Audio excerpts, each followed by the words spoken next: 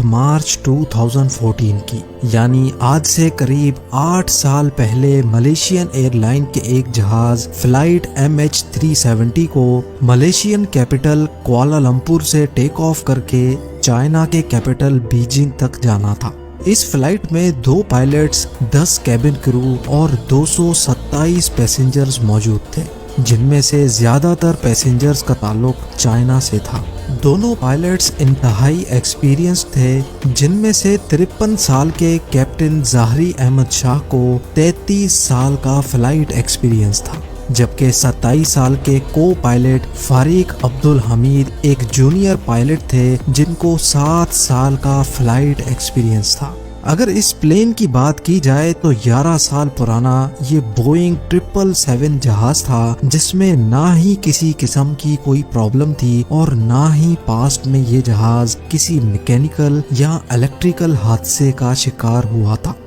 بتانے کا مین مقصد صرف اتنا ہے کہ یہ ملیشیا اور چائنا کے درمیان چلنے والی ایک بالکل نارمل فلائٹ تھی، جو روزانہ 5 گھنٹے اور 34 منٹوں کی پرواز کر کے ملیشیا سے چائنا یا پھر چائنا سے واپس ملیشیا جاتی تھی۔ لیکن آج کا دن اس فلائٹ کے لیے کسی بھی طرح نارمل نہیں تھا، بلکہ یہ ایب نارمل سے بھی کافی بڑھ کر کچھ تھا۔ بے شک فلائٹ MH370 کو صرف 5 گھنٹے اور 34 منٹوں کے لیے پرواز کرنی تھی، لیکن ٹیک آف سے پہلے اس میں ضرورت سے زیادہ فیول ڈالا گیا، جس سے وہ 7 گھنٹے 41 منٹ تک فلائی کر سکتی تھی، یعنی اپنی ریکوائرمنٹ سے بھی 2.25 گھنٹے زیادہ۔ ایسا کرنا بھی ایئر لائنز کی ایک روٹین پریکٹس ہوتی ہے، تاکہ اگر پلین کو خراب موسم یا کسی ایمرجنسی میں کہیں اور ڈائیورٹ کیا جائے تو اس کے پاس ایکسٹرا فیول موجود ہو۔ Delivery Malaysian 370, good morning. Malaysian 370, stand by. Malaysian 370, request level. 370, we are ready, requesting flight level 340 to Beijing. یہ دن تھا 8 مارچ 2014 کا، اور رات کے 12:42 پہ فلائٹ MH370 نے روٹین کے مطابق کوالالمپور سے ٹیک آف کیا۔ فرسٹ پائلٹ ظاہری ٹیک آف سے پہلے اور اس کے بعد بھی Kuala Lumpur air traffic control tower سے ڈائریکٹ کانٹیکٹ میں تھے۔ ٹیک آف کرتے ہی جہاز نے اپنی ڈائریکشن ساؤتھ چائنا سی کی طرف کر دی، اور ٹھیک 20 منٹوں کے بعد یعنی رات کے 1:09 پر جہاز میں لگے ٹرانسپونڈر نے اپنی current GPS location Kuala Lumpur air traffic control tower کے ریڈار کو بھیج دی۔ یہ ٹرانسپونڈر کا آٹومیٹک فنکشن ہوتا ہے، جو ہر تھوڑے ٹائم کے بعد اپنی کرنٹ لوکیشن قریبی ریڈارز تک پہنچاتا ہے۔ ابھی تک تو سب کچھ ٹھیک پلان کے مطابق چل رہا تھا۔ اس کے ٹھیک 10 منٹوں کے بعد یعنی رات کے 1:19 پر جب flight MH370 Malaysian year jurisdiction سے نکل کر ویتنام کی ایئر جورسڈکشن میں جانے لگی، تو کوالالمپور کے کنٹرول ٹاور نے آخری بار فرسٹ پائلٹ ظاہری سے کانٹیکٹ کیا اور یہ الفاظ بولے: Malaysian 370. Malaysian 370, contact Ho Chi Minh 120.9. Good night. Good night, Malaysian 370. اس کا مطلب تھا کہ اب فلائٹ MH370 کو ویتنام کی سٹی ہو چی من کے کنٹرول ٹاور سے کانٹیکٹ کرنا چاہیے۔ فرسٹ پائلٹ کیپٹن ظاہری نے یہ میسج سنا بھی اور اس کا جواب بھی دیا: گڈ نائٹ MAS 370۔ نہ ہی کنٹرول ٹاور کو پتا تھا اور شاید نہ ہی کیپٹن ظاہری کو کہ ان کا یہ گڈ نائٹ والا میسج MH370 سے ریسیو ہونے والا آخری میسج ہونے والا ہے۔ یہ وہ وقت تھا جب فلائٹ کو ٹیک آف کیے اب پورے 37 منٹس گزر چکے تھے۔ اب نارملی ہوتا یوں ہے کہ پلین جب تک اپنی منزل تک نہیں پہنچ جاتا، وہ اپنے راستے میں آنے والے کسی بھی بڑے ایئرپورٹ کے ایئر ٹریفک کنٹرول ٹاور سے کانٹیکٹ میں رہتا ہے، اور یہاں بھی کچھ ایسا ہی ہونا تھا۔ لیکن سب کچھ جو ابھی تک نارملی چل رہا تھا وہ اب ایب نارمل ہونے لگا۔ جی ہاں، اپنے آخری میسج کے ٹھیک 3 منٹوں کے بعد یعنی رات کے 1:21 پر فلائٹ MH370 اچانک ریڈار سے غائب ہو گئی، یعنی کوالالمپور اور ہوچی من دونوں کے ریڈار سے پلین پوری طرح سے غائب ہو چکا تھا۔ اب یہ بات کوالالمپور ٹاور کے لیے تو بالکل نارمل تھی، کیونکہ انہوں نے سمجھا کہ MH370 اب ویتنامیز ایئر اسپیس میں داخل ہو گیا ہے، اسی وجہ سے ان کے ریڈار سے غائب ہو گیا۔ لیکن جب ہوچی من کنٹرول ٹاور نے فلائٹ MH370 کو اپنے ریڈار سے غائب ہوتے دیکھا تو ان کو کچھ گڑبڑ لگی۔ انہوں نے فوراً کیپٹن سے خیریت معلوم کرنے کے لیے وائرلیس کیا تو آگے سے کسی نے بھی کوئی جواب نہیں دیا۔ اگلے 18 منٹوں تک ہوچی من ٹاور MH370 سے کانٹیکٹ کرنے کی کوشش کرتا رہا، لیکن کیپٹن کی طرف سے پھر بھی کوئی جواب نہیں آیا، اور تبھی ہوچی من ٹاور نے کوالالمپور ٹاور سے کانٹیکٹ کیا اور ان کو سچویشن سے اپڈیٹ کیا۔ اب نارملی اس کنڈیشن میں 1 گھنٹے کے اندر اندر ریسکیو سینٹر کو انفارم کرنا ہوتا ہے، لیکن کوالالمپور کنٹرول ٹاور نے پورے 4 گھنٹوں کے بعد ایروناٹیکل ریسکیو کوارڈینیشن سینٹر کو انفارم کیا، اور تب تک بہت دیر ہو چکی تھی۔ صبح کے 6:15 ہو چکے تھے، اور یہی وہ ٹائم تھا جب MH370 کو بیجنگ میں لینڈ کرنا تھا۔ ایک امید تھی کہ شاید جہاز اپنے وقت پر بیجنگ لینڈ کر جائے، لیکن وہاں سے بھی کوئی اچھی خبر نہیں آئی۔ خیر، صبح کے 6:32 پر ٹھیک اس جگہ جہاں سے پلین غائب ہوا تھا وہاں ایک سرچ آپریشن اسٹارٹ کیا گیا، جس میں 7 کنٹریز کی 34 شپس اور 28 ایئر کرافٹس نے فلائٹ MH370 کو گلف آف تھائی لینڈ اور ساؤتھ چائنا سی کے بارڈر پہ ڈھونڈنا شروع کیا، لیکن بدقسمتی سے وہاں پلین کا نام و نشان تک نہ ملا۔ اس وقت تک پوری دنیا کو اس حادثے کا پتہ چل چکا تھا۔ T V, news web sites اور سوشل میڈیا سب کے سب صرف یہی خبر دکھا رہے تھے۔ اس دوران کئی ملکوں کی انویسٹیگیشن ٹیمز بھی سرچ آپریشن کا حصہ بن گئیں۔ پلین کا اچانک تمام ریڈار سے غائب ہو جانا واقعی کسی کو بھی ہضم نہیں ہو رہا تھا، اور اگر وہ اس ایریا پر سمندر میں کریش بھی ہوتا تو اتنا بڑا جہاز ہے، کوئی نہ کوئی چیز تو پانی پر تیرتی ہوئی ضرور نظر آنی چاہیے تھی۔ اگلے پورے 4 دنوں تک یہ سرچ آپریشن چلتا رہا، پر کہیں سے بھی کوئی اچھی خبر نہ مل سکی۔ لیکن پھر چوتھے دن ایک خبر آئی جس نے تمام ریسکیو آپریشن ٹیم کو ہلا کر رکھ دیا۔ 8 مارچ کو 1:21 پر فلائٹ MH370 جب ریڈار سے غائب ہوئی تھی تو وہ سویلین ریڈار سے غائب ہوئی تھی، لیکن ملیشین ملٹری کے ایک ریڈار پہ وہ اگلے 1 گھنٹے تک شو ہوتی رہی، اور اس کے بعد جو کچھ ہوا وہ کچھ یوں تھا۔ سویلین ریڈار سے غائب ہونے کے بعد جہاز نے چند منٹوں کے لیے رائٹ پہ جانا شروع کیا اور پھر یو ٹرن کر کے واپس ملیشیا کی طرف ٹرن کیا۔ پورے 31 منٹوں کے بعد جہاز نے ملیشیا کے شہر پینینگ کو کراس کیا اور پھر ملاکا اسٹریٹ کی طرف ٹرن کر گیا۔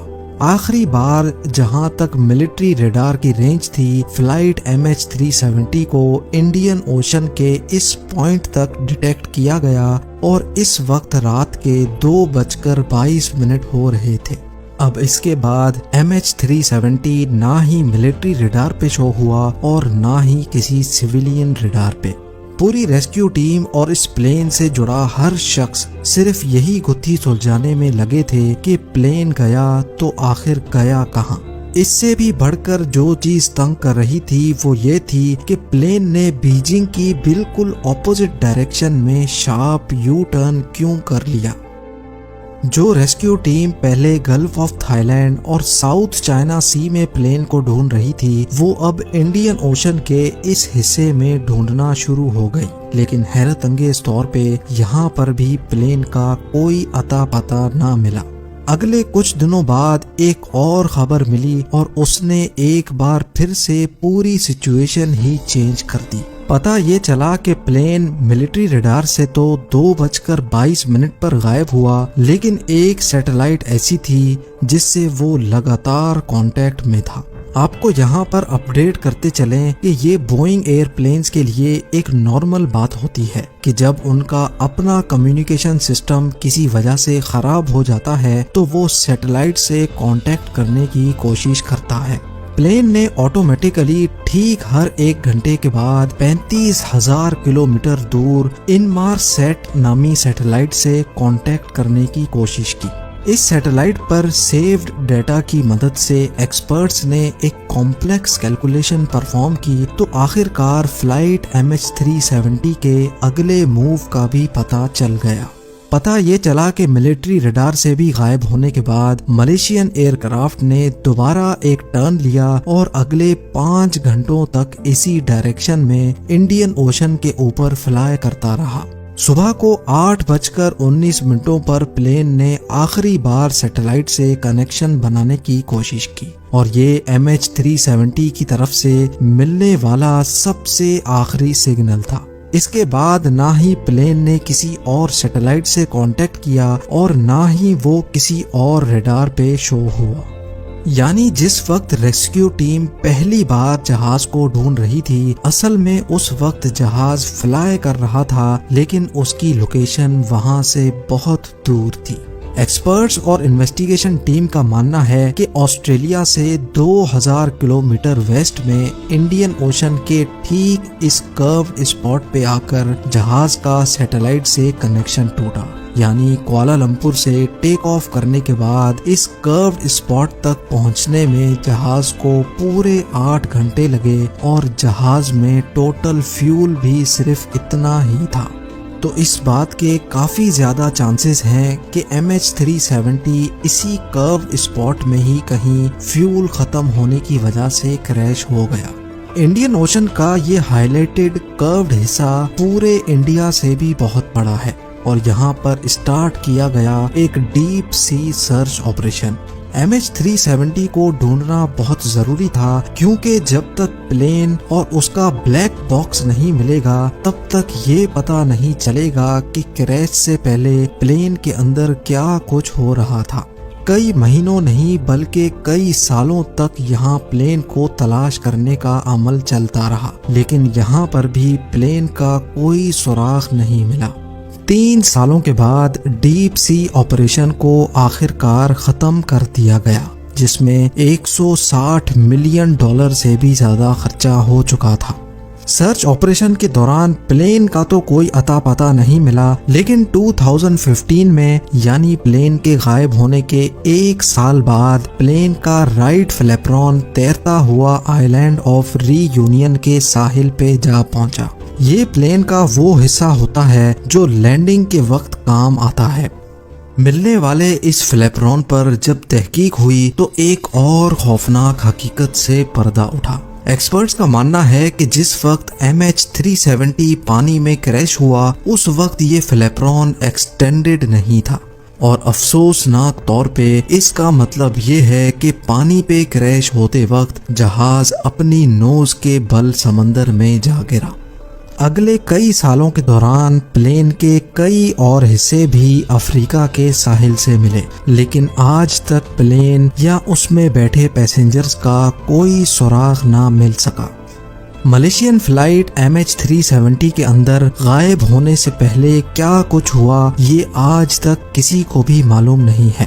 کچھ انویسٹیگیٹرز کا شک ہے کہ پلین ہائی جیک ہوا تھا، تو کچھ اس بات پر یقین رکھتے ہیں کہ کسی الیکٹریکل فیلئر کی وجہ سے پلین کا باہر کی دنیا سے کانٹیکٹ ٹوٹ گیا اور آکسیجن کی کمی کی وجہ سے پلین کے اندر تمام لوگ بے ہوش ہو گئے تھے۔